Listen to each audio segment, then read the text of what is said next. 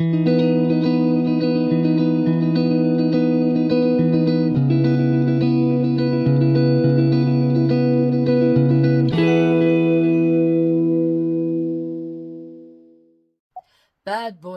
boys, oh, what you gonna do?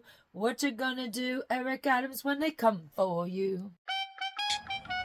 It is now my belief that the federal government intends to charge me with crimes.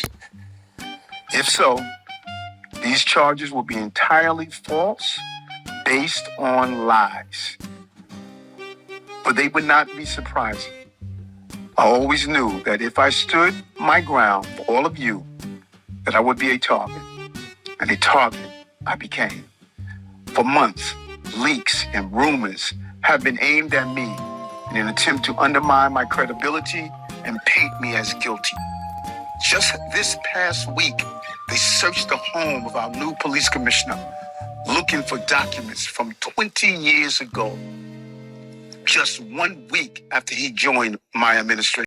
Hello, beautiful creatures of the world, and welcome back to Coffee with Kerri-Lynn. And no, I am not giving up my day job for my blind listeners on Spotify, iHeartRadio, Amazon Music, YouTube Music, or Pandora. You did not get the clip that was inserted in the middle of the little song. It was Eric Adams, mayor of New York City, explaining that they were coming for him now. Because he didn't play by the rules, ladies and gentlemen, beautiful creatures of the world. It's a beautiful day here in the north of Maine, up along the Canadian border, in the crown of Maine. A little bit of rain, but it's okay. Running the wood stoves, got the window open. It's one of those days. I hope everyone is having a beautiful fall day wherever you may be. I hope you're having a day filled with fabulosity and dang good coffee, strong coffee, good coffee. It is, 37 days until the election, November 5th. That is when we vote in the US of A. The world is watching. The world is watching. Do we vote for freedom? Or are we voting for communism? My show today is going to piss some people off. It's just the way it is. See, when they use lawfare to go after Donald Trump, I had something to say about it. Because we have freedoms in this country, ladies and gentlemen, beautiful creatures of the world. Well, for now, we have freedoms. We have First Amendment rights, where we have the right to have our speech. We have the right to tell the story of the other side. We have the right to shout people down if we don't like that story, don't we?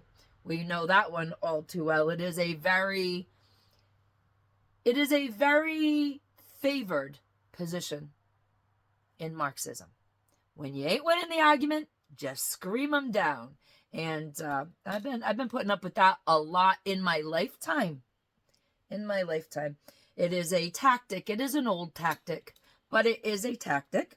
And it was one that was used very prevalently by people in my family who were Democrat way back when, in the 90s, the 2000s, when they really started getting into this shout them down thing. When you're losing the argument, you shout them down, and then you attack them personally. And I have an aunt that does this. She is a Democrat, and she's my godmother, and she learned that tactic very, very well. So I have also learned that tactic. And when they shout at me, they are very surprised that I am not a quiet conservative. I don't fashion myself a conservative at all. I don't vote any party line. I vote for what is best for my country. And this year, I will not be voting to send your children to war involuntarily. I absolutely will not be doing that. But if that is your choice, that is a right that has been given to you.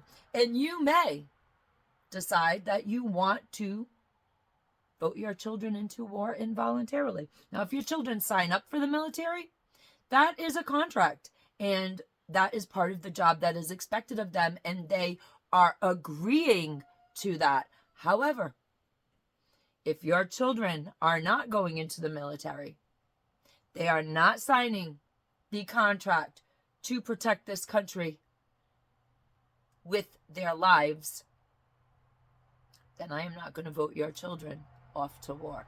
And that's where I stand. We're voting for freedom. Freedom. That's what we're voting for. We're not voting for communism. I am making this very quick video about Eric Adams because I want to illustrate to the other side of the aisle, the communist side, what they are going to do to you. You are a useful idiot. You out there screaming. You out there acquiescing. You out there agreeing. You out there shouting other people down. You're shouting the common sense down. You're shouting the peacekeepers down. Now the Conservative Party is the party of peace. Whoever in their lifetime thought we would see this flip? Like Eric Adams. Eric Adams, mayor of New York City, played ball. He's sanctuary city. Come on over, send us some migrants, illegal aliens. Now they're taking over a city. Now it is no good for the citizens that are still left in New York City. Life is not good for them. They are under a great deal of duress and distress. And Eric Adams is telling Kami Kalamala, whatever the hell her name is, he can no longer continue to accept the migrants because there's not enough funding coming from D.C. to support these migrants. The citizens of New York are being hurt. So what do? They don't like this. Nay. Kamala Harris and Kami Tim Walz do not like this. This is no good for them. They cannot have people from their own party bitching and complaining about the Biden-Harris policies. Let's make sure we're tying them together, ladies and gentlemen. They're hyphenated like my name, Biden-Harris. And there's a hyphen in there because this administration also belongs to Kamala Harris. As much as she wants to distance herself from it, she can't. She had 3.5 years to improve situations, and she did not do that. She made things worse, as a matter of fact. So, ladies and gentlemen, beautiful creatures of the world, Biden-Harris administration has ruined, put the last nail in the coffin of New York City to a point where their own Mayor Eric Adams has decided he needs to stand up. He needs to stand up for the citizens. He needs to stand up for the police. He has gone to Governor Hochul, whatever the hell her name is. She's another one of them. She don't give a shit about the citizens of her state, much like Janet Mills. Listen, if you're from New York and you don't want me complaining about who's running your state, don't worry, I complain about who's running my state too.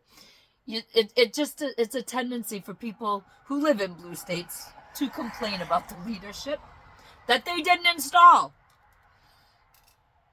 The pre-communistic leadership. Ladies and gentlemen, beautiful creatures of the world. Now, Eric Adams has asked the Biden-Harris administration to stop. Stop sending the migrants. His citizens are suffering. What's left of the taxpayer base in New York City is suffering. The police are suffering.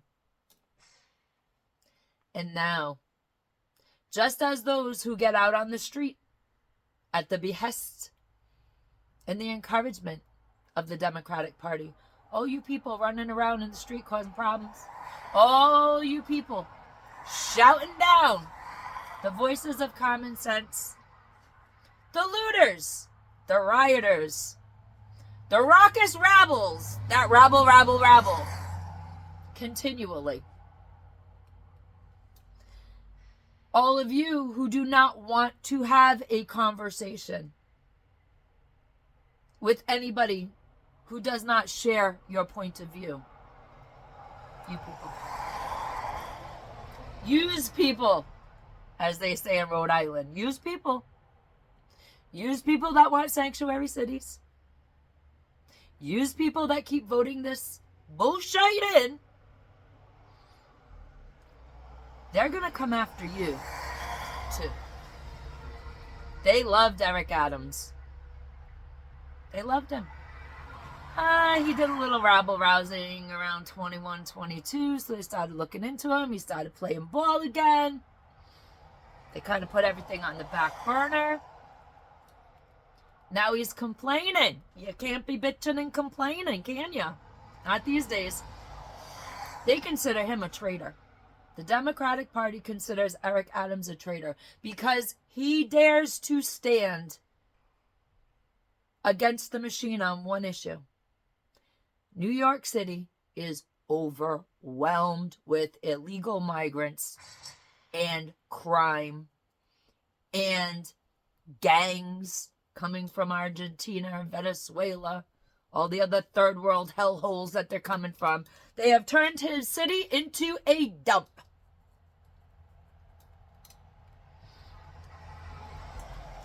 He is trying to preserve what is left of New York City.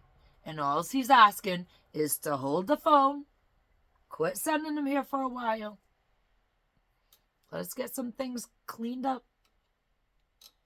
Possibly. And they said no. And they're saying no with the same lawfare tactics they use against Donald Trump. So Eric Adams and Donald Trump, no difference. They disagree. They disagree with the party. And ladies, gentlemen, intolerant people of all ages, this will happen to you too when you do not agree with the party. They will kiss your arse. They will wrap their arms around you when you're touting the line of confusion. But the minute you say, this one thing I can't do, they're coming after you. Now, the person that is possibly going to replace Eric Adams as a stand-in mayor is very much with the party line. Yes, he is. He would not dare go up against the party line. And there are going to be many other mayors when they see the torment and torture that Eric Adams is going to go through. There are many other mayors that will do a 360 and start touting the party line again in case they're having any second thoughts about communism, Marxism, socialism, totalitarianism, you know the one I'm trying to get to. Authoritarianism. Try to say all those 10 times fast. For the intolerant crowd, understand one thing. When you stop, when you say, hey, wait, when you take a good look around and there's the one thing you can't agree with, the full force and might of the Democratic Party is going to come down on your head too. Ladies and gentlemen, beautiful creatures of the world, Carpe Diem. Be the kindness that you want to see in the world. There's a lot of very unkind things happening in the world right now. Be the bright spot in somebody's day. Don't be their problem. If somebody pisses you off, walk away. We don't have enough toleration in this world, true toleration. We have toleration until they can't tolerate you anymore. Seize your day, beautiful creatures of the world. We're in a time period of change. And no one promised you a tomorrow.